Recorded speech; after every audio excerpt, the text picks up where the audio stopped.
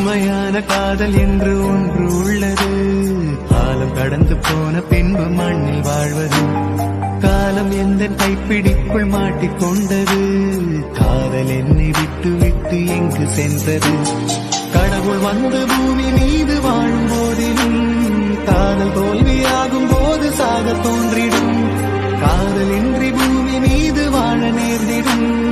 கொஞ்ச நேரம் கூட நரகம் போல மாறிடும்.